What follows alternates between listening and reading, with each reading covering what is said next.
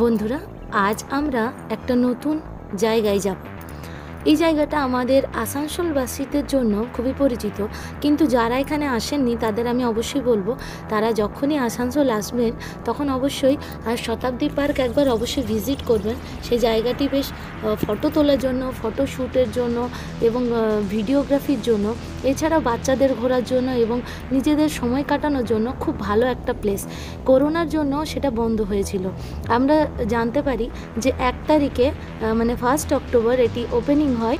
তাই আমরা আজকে যাব শতাব্দী পার্ক এবং দেখে নেব সেখানের পরিবেশ কী রকম। এখন সেখানে মানুষজন আসছেন না সেরকমভাবে ভিড় হচ্ছে আগের মতো না হচ্ছে না, সেটা জানার জন্যই আজকে আমরা শতাব্দী পার্ক আসবো। এবং যারা দেখেননি তারা অবশ্যই, আমি আপনাদেরকে রেখে দিচ্ছি আমাদের আসানসোলের শতাব্দী পার্ক।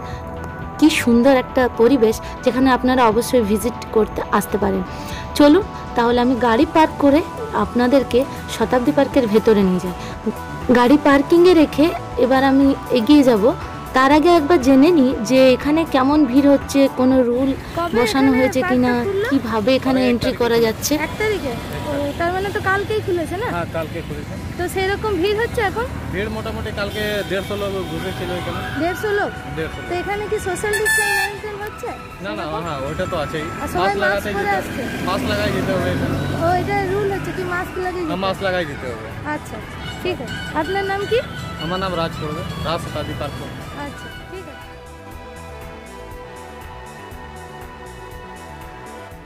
এবার আমি টিকিট কেটে নেব ভেতরে যাওয়ার জন্য। আর এন্ট্রি ফি হচ্ছে এখানে 10 টাকা করে, মাথা পিছু 10 টাকা করে। তো খুব একটা বেশি টাকা আপনার লাগবে না এন্ট্রি ফি হিসেবে। তো আপনি এখানে এন্ট্রি ফি দিয়ে আপনি ভেতরে চলে যেতে পারেন।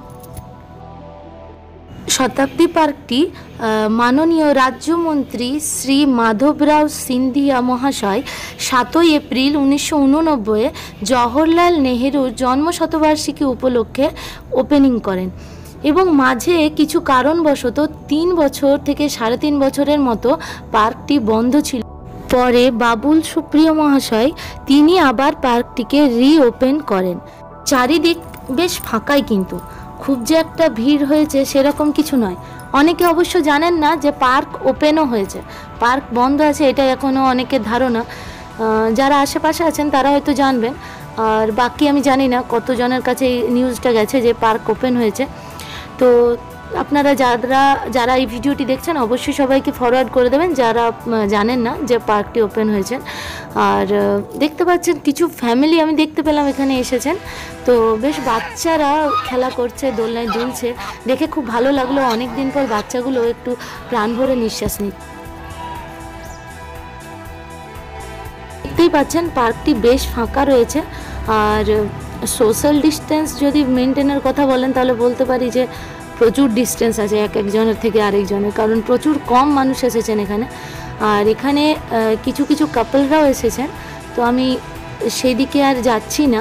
এই যে এইদিকে উঁচু যে জায়গাটি, এখানে কাপল অনেকেই বসে আছেন, তো আমি সেই জন্য তাদের প্রাইভেসি নষ্ট করতে আমি যাচ্ছি না ওইদিকে। একটা ধারণা হয়েছিল যে লকডাউনের পর পার্ক অবশ্যই খুব জঙ্গলে পরিণত হয়ে যাবে, কিন্তু এখানে এসে দেখলাম না, যেমন সাজানো গোছানো পার্ক, সাজানো গোছানোই রয়েছে। কিছু কিছু একটু যেগুলো চেঞ্জের দরকার সেগুলো হয়তো তারা চেঞ্জ করে নেবেন, ধীরে ধীরে করছেনও। তো বাকি সমস্ত কিছুই বেশ সাজানো গোছানো, মনে হচ্ছে না যে অনেক দিন পর বন্ধ অবস্থা থেকে পার্কটি খোলা হয়েছে। তো আশা করি সেই সময় বন্ধ অবস্থাতে ভালোভাবে কাজ হয়েছে, ভালোভাবে পরিচর্যা হয়েছে পার্কের, তার জন্যই এখনও কিন্তু পার্কটি বেশ সুন্দর হয়ে রয়েছে। চারিদিক বেশ মনোরম একটা পরিবেশ রয়েছে।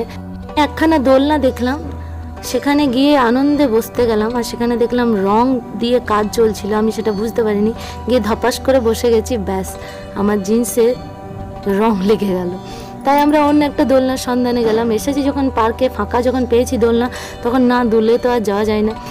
অনেক দিন পর, অনেক বছর পর দোলনায় আবার দোলার সুযোগ পেলাম, তো বেশ ভালো লাগলো। এবার আমরা বেরিয়ে পড়বো। আর এখানে থাকার কোনো প্রয়োজন নেই, কারণ আমাদের যেটা দেখার ছিল, মেন উদ্দেশ্য ছিল যে এখানে লকডাউনের পর কী রকম অবস্থা হয়েছে, কেমন ভিড় হয়েছে, না কিভাবে সোশ্যাল ডিস্টেন্স মেনটেন হচ্ছে কিনা, সবাই মাস্ক পরে আসছে কিনা, সেগুলো আমাদের দেখার ছিল। তো সেটা আমাদের দেখা হয়ে গেল। এরপর আমরা বাড়ি চলে যাব, বাড়ি ফিরে যাব। তো আর পুরো পার্কটায় আপনি দেখতে পাচ্ছেন বেশিরভাগ জায়গা কিন্তু খালি আছে। তো আপনারা যদি না জেনে থাকেন যে পার্ক ওপেন হয়েছে, তাহলে অবশ্যই আপনারা আসতে পারেন, ভিজিট করতে পারেন, কিন্তু অবশ্যই মাস্ক পরে আসবেন। এটা একটা রুল বাইরে যিনি দাদা ছিলেন উনি বললেন। তো ওনার সাথেও একবার কথা বলে নেব, যিনি কতদিন ধরে এখানে কাজ করছেন।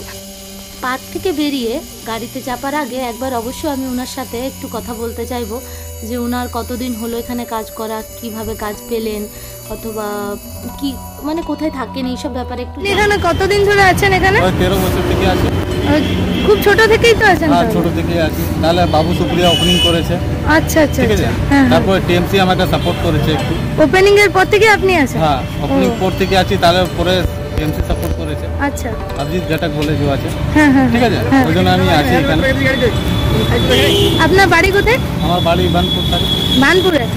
ও আচ্ছা, এইভাবে আপনি এই আপনার গাড়ি নিয়ে চলে যান বানপুর? হ্যাঁ, বানপুরে এই নিয়ে চলে যাই। তা আপনার ছোট থেকে কি প্রবলেমটা ছোট থেকেই হয়েছিল? আছি। হ্যাঁ, আচ্ছা আচ্ছা আচ্ছা, তারপর টিএমসি সাপোর্ট করলো, কি পুরনো লোক আছে। হ্যাঁ, তারপর এখানে আমি দাঁড়ায় আছি, তাহলে কোনো কষ্ট নাই। বলছি কি টিএমসি কে ভোট দিলে এটা পুরা ভালো থাকবে। ওনার সাথে কথা বলার পর এরপর আমরা রওনা দেব বাড়ির দিকে। যেতে যেতে আপনাদেরকে চলুন আরেক জায়গা নিয়ে যাই যেখানে ফেমাস লস্যি বিক্রি হয়।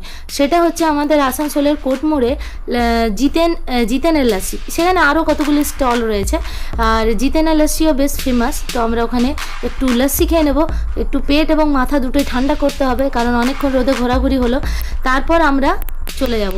তো বন্ধুরা, এটা ছিল আজকের ভিডিও। যদি ভালো লেগে থাকে অবশ্যই ভিডিওটিকে লাইক শেয়ার করবেন, তাদেরকে কাছে অবশ্যই পৌঁছে দেবেন যারা এখনও অবধি জানেন না যে শতাব্দী পার্ক ওপেন হয়েছে লকডাউনের পর।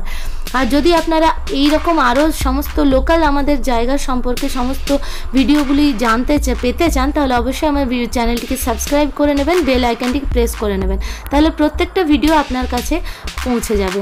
তাহলে বন্ধুরা, আসছি, দেখা হচ্ছে একটা নেক্সট ভিডিওতে। ততক্ষণের জন্য ভালো থাকুন, সুস্থ থাকুন, নমস্কার।